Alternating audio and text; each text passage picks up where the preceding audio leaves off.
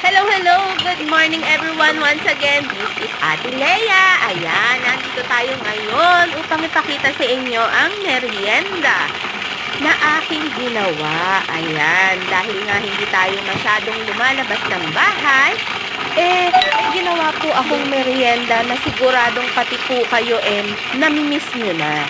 Ayan, dahil sa sobrang busy nyo sa trabaho at pagpapayaman sa inyong mga kabuhayan. Ayan, gagawan ko po kayo ng masarap na merienda. Ito po ang ating fried pork liver o pritong atay ng baboy. Ayan.